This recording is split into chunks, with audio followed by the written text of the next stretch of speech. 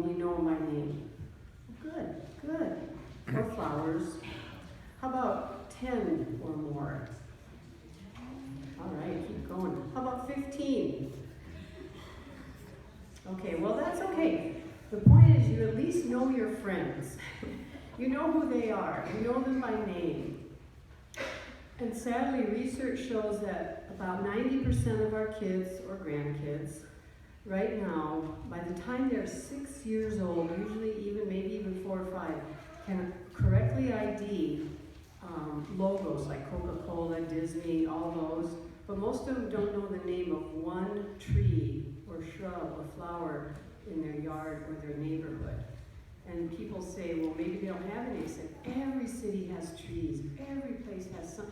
Even ants. I remember, how many were fascinated with ants on the sidewalk when you were a kid?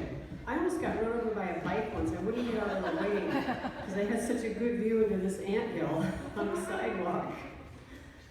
And we don't do that anymore. And you probably know that there's a movement afoot called No Child Left Inside. Okay, I don't know how well we're doing it. I'm not professionally working in that arena anymore, but I know that a lot of dedicated parents and teachers are trying to do that, to get kids out. And in Minnesota, except for the bitter winter, well, even the bitter winters, but except for right now, the black flies and mosquitoes, we do want to be outside. We do get outside. And I suspect that there might be a little better averages up here for knowing plants and trees and birds and whatnot. But the problem with not knowing our green neighbors, our four-legged and flying neighbors, is that not knowing them in this world, this beautiful planet God created for us to live in, it's a loss. It's sort of like ignoring or not connecting with the people around you. You know, ignoring relatives that you don't like, co-workers or classmates, or people you have to work with, community members, even your neighbors. A lot of us don't know our neighbors. You know, we don't, because what do? We walk to the garage, get in the car, and drive away. And unless we're working outside and a baseball lands in your yard, or the neighbor's tree does something we don't like, a lot of times we don't know who's next door to us. Again, what a loss. We've lost those connections by losing the connections that nature has for all of us. We also start losing our connections to our human neighbors and the people we live with, the people that make up our community. And I'm bringing this up as part of this talk today because I'm so aware, as all of you are, how divided we are as a nation right now. And perhaps we live in a divided or unhappy family or living situation or workplace. Or maybe we just feel alienated from the strange twists and turns that our country and many other countries are taking. Whatever our social situation, we're missing when we can't connect, when we can't make a bridge instead of a wall. When the wall is there and we can't figure out how to get over the wall, and we don't know how to make a bridge. How, as followers of Christ, do we not lose hope? How can we reconnect with human beings that look different from us, certainly act different, have different cultures, wear clothing or things that we don't quite understand, believe or talk different things? How are we supposed to bridge that gap? Well, nature, God's creation, has solved that problem. And we are not as good at innovating on that problem as we could be. And that solution is called diversity. And I'm not using diversity in what they use in politics and workplaces. Oh, we need more diversity. Well, yes, we do, but that can mean a lot of different things to different people. In nature, it's critical. You cannot have a healthy ecosystem, a healthy garden. You gardeners know this. A healthy anything when it comes to the air we breathe, the water we drink, the lakes and rivers we like to fish from, without diversity. Because diversity keeps things kind of always in a little bit off balance. And here's the example I use. Farmers years ago used to plant rows upon rows of the same Pioneer hybrid corn. I know because I grew up on a dairy farm. And what happened over time is that the insects that like that corn, they were getting fed, okay? Just like when we mow dandelions. The more you mow your dandelions, the more they'll grow. If you can give it up for a year, 2 years, the grass will drown out the dandelions. But most of us aren't willing to put up with that because there's no diversity to compete with them. So they found out that pretty soon the corn yields were going down, down, down because we had what we call monocultures. The corn was the same no matter who grew it or where it was growing. It was the same type and hybrid breed. And pretty soon, insects and blights and things like that began to attack it. And that's true where you lose the fundamental diversity of the ecosystem, the different plants, the different insects, the different birds, you begin to destroy that system. It slowly but surely breaks it down. And so any farmer, any outdoorsman will tell you, who likes to go to a lake that's full of nothing but perch or bass, where there's no diversity, there's no competing for the different incredible resources that nature provides. And then eventually, things fall apart because one species can't maintain itself without the help of others. But if you didn't know that, remember that. We cannot maintain our species without the help of one another. And when we lose diversity, whether it be of thought, of faith, of behavior, of whatever, we lose the challenges that we need to grow and thrive and make the world a better place. We lose those challenges. Here's another odd thing I bet you didn't know. We all suffer challenges. We all suffer loss. We all have things that right now are just kind of gnawing at the back of our head thinking, will she be okay when I get home? When's that phone call coming? Boy, am I going to have my job next week? Well, here's a weird way to look at it, but it's true. I was listening to this call-in show about and Larry Mueller. I love Larry Mueller. He's a big gardening guy on Wisconsin Public Radio. And this guy called in and he said, I got the answer to why your your apple tree is healthy and beautiful, but it doesn't bear any fruit. He says, you just gotta either prune it or hit it with a 2x4. And Larry Mueller goes, what are you talking about? He goes, they won't flower and produce fruit without stress. And so they got into this long discussion, and I remember the story about picking off those little runners at the bottom of your tomato. You gotta cause stress to the plant to have it do its thing. So in a way, without stress, or without these challenges, we don't properly grow either, because it is what makes us stronger. It is, especially when we have the community of faith to help us. Thomas Merton, one of my favorite Catholic writers, he was a writer and a playboy who became a Cistercian monk, which is the most severe place you can live. But he kept writing, so we know a lot about him. And one of the famous quotes, he says, God breaks us all. The world breaks us all. But when we come together, we get and help each other mend, we get stronger at the broken places. I totally believe that. So when I see, people, I think nature is going to outdo us and outlive us because nature has that intertwined diversity of billions and billions of years. And no matter what we do, if we cause problems, we're only hurting ourselves because nature's toughed it out for about 6 billion years when you think about it. That's a pretty, what do they call that? Pretty good track record. I don't know anybody here who could beat that one. So you're probably thinking, what in the world does the book of Job have to do with all this?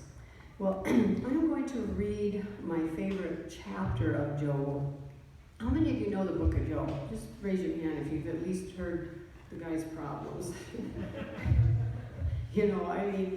At the beginning of Job, how many of you know this? Job gets all these problems because the devil goes to God and says, hey, are you a betting man? I bet that if you bring misery upon this righteous man, he is totally righteous. They both agreed on that. He will curse your name and disown you. He won't believe in your goodness or mercy or love anymore. And I can just picture this God shaking hands with the devil and say, done, let's do it. So Job's children all die under a falling roof. He loses his property, his possessions. Just about everything that can happen to one person happens to him.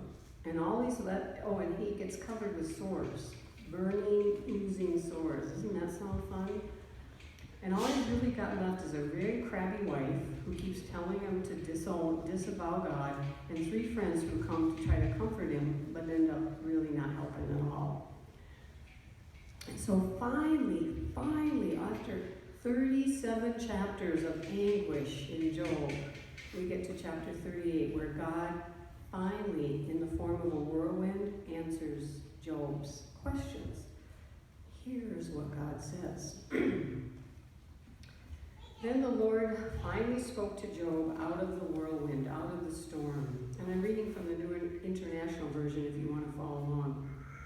Who is this that obscures my plans with words without knowledge? Brace yourself like a man, Job. I will question you, and you shall answer me. Where were you when I laid the foundations of the earth? Tell me if you understand who marked off the dimensions of the earth. Surely you must know. Who stretched out the measuring line across it? Who set the footings of this earth? Who laid its cornerstone while the morning stars sang together and all the angels shouted for joy? How's that for a piece of poetry?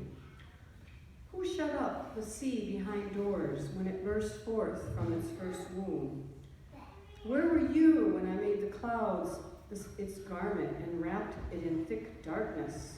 Where were you when I fixed limits for the sea and said, this far you may come, but no further? This your proud waves shall stop at. Have you, Job, ever given orders to the morning? Have you shown the dawn to its place, that it might take the earth by the edges and shake the wicked out? I love that image. The earth takes shape like clay. Its features stand out like those of a garment. And when the dawn comes, the wicked are denied their light, and their upraised arm is broken. Have you journeyed to the springs of the oceans or the seas? Have the gates of death been shown to you? Have you seen the gates of deepest darkness? Have you even comprehended the vast expanses of the earth? Tell me, Job, if you know all this. And then I'm going to skip to the last few verses. It's so beautiful. This whole chapter, if you want to read a beautiful piece of poetry, read Job 38. So finally, God is finished speaking, and at the end of, well, it's not really the end. This speech goes on, but in verse 30, I'm going to read verse 36 to the end. Who gives birds their wisdom? Who gives the rooster understanding? Who has wisdom to count the clouds? Kids do. Who can tip over the water jars of the heavens so that when the dust becomes hard and the clouds of earth stick together?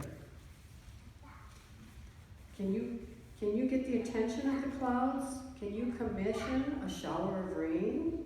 Can you take charge of lightning bolts and have them report to you for orders? Poor Job. He can't stand up to this.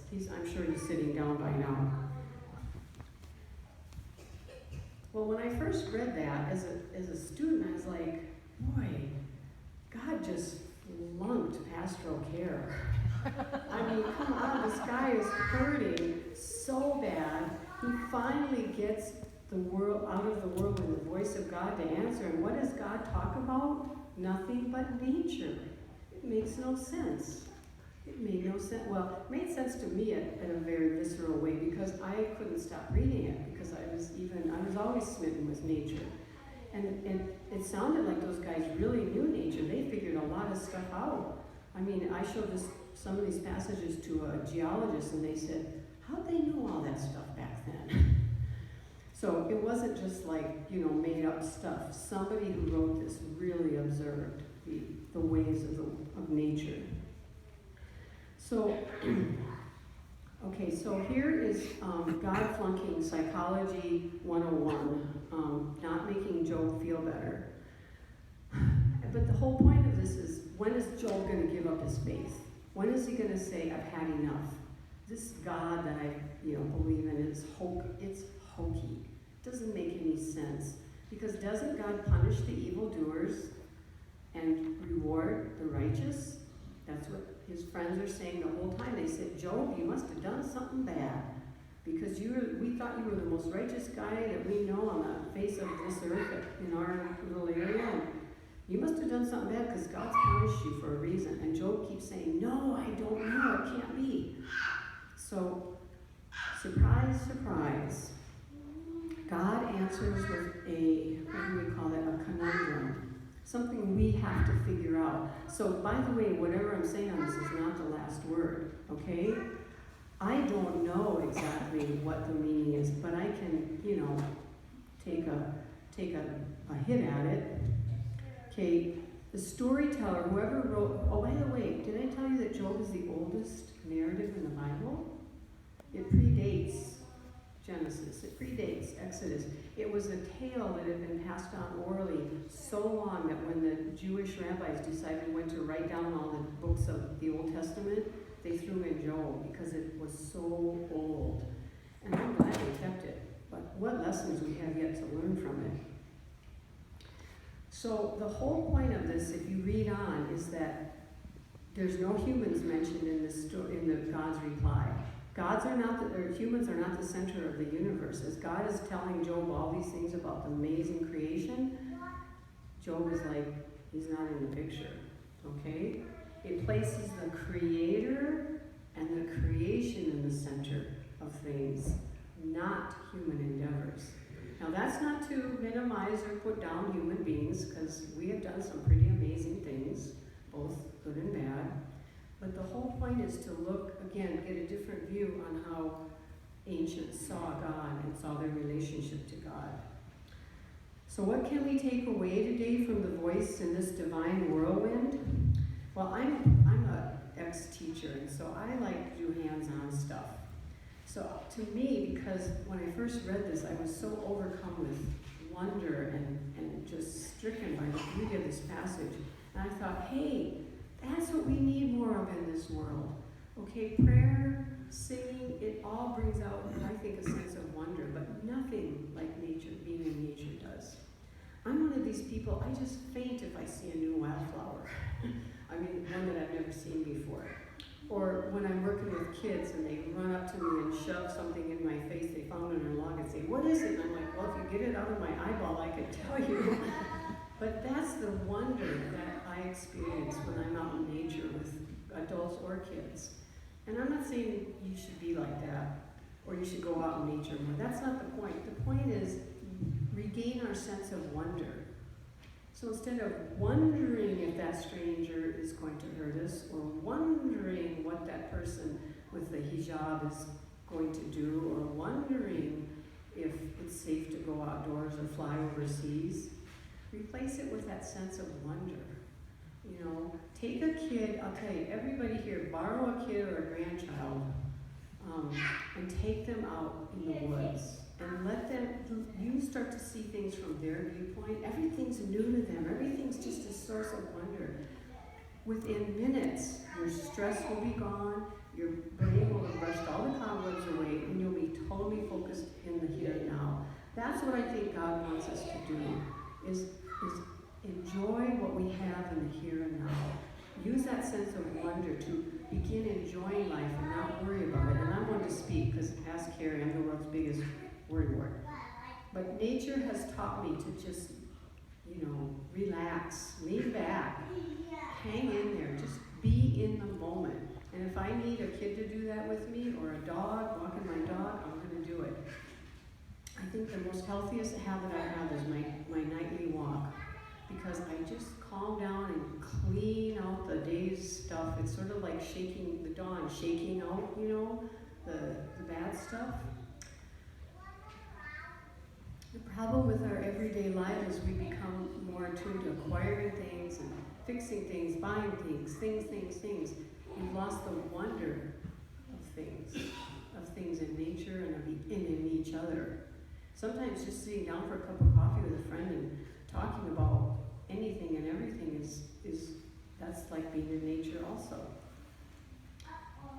So here's the two things that every human on earth shares, and this is what will make us help bring us come together. That sense of wonder, rediscover it.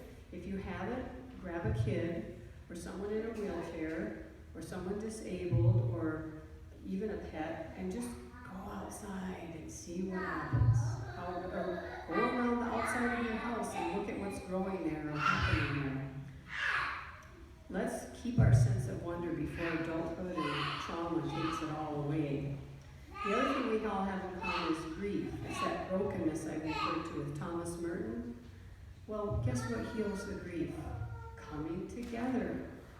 Not wondering if we can help, knowing we can help one another. Knowing that as we have regained our sense of wonder, we will wonder, how can I help that person? How can I be a better person? I wonder if going on a daily walk on the lake walk with this lonely friend might help us both. Just simple things. It doesn't, you know what the nice thing is? It doesn't involve things, except a raincoat, or sunglasses, or a hat. But it's really about connecting with one another. And sometimes the best way to do it is just go out in nature with people. I'm going to close this message with a true story that happened to me. I was serving as an interim at a church in Omaha, Nebraska, and they had a young woman there. She was in her early 20s, and because I was in my 30s, what did they do? Pastors, assistant pastors in their 30s. Take the youth group, take the young adults, you go do something with them, I was told. And this young woman had attempted suicide several times, and she was living with a church member because her own father had shot her, and she had no more use of her hand. And people felt sorry for her, and they said, why don't you talk to her? Maybe she needs some counseling from someone her own age. And I'm like, no, I don't. I just intuitively said, I don't think that's going to work. Well, there's a beautiful camp outside of Omaha that the Presbyterian owns called Camp Calvin Crest. Do you think it's Presbyterian? And I was supposed to go up there, and I was making a nature trail for them. They'd never had one. I thought, I'm going to bring this young woman along. I didn't know her really. Well, she came back and she told someone the next day, she said, that was the first time my arm hasn't hurt. She said, Nancy helped me hold the book so that she could take notes. She didn't care that my arm didn't quite work right. She said, just being out there, we didn't talk about her at all. We just kind of did the task at hand, and I realized I don't need to solve people's problems. I just need to take them away and get that sense of wonder and get that cleaning of the mind when we can go do something in nature together. Because I didn't feel qualified to deal with all that she was dealing with. But it did turn into a good thing, and she did recover. But I thought, I'm glad I listened to my inner voice from the whirlwind inside. So I just, again, want to say on this day that we kind of missed being out in nature, but we are here together. And we will go break bread together. We will celebrate that we still wonder with one another. Amen.